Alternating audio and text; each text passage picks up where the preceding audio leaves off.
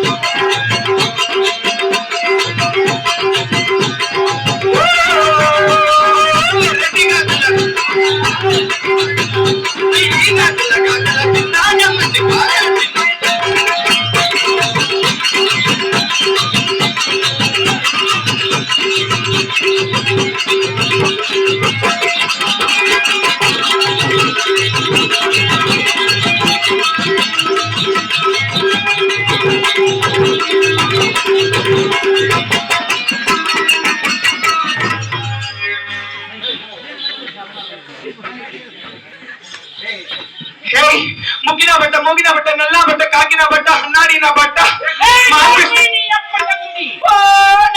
రామచంద్రం కట్లు చెప్పు లేకపోతే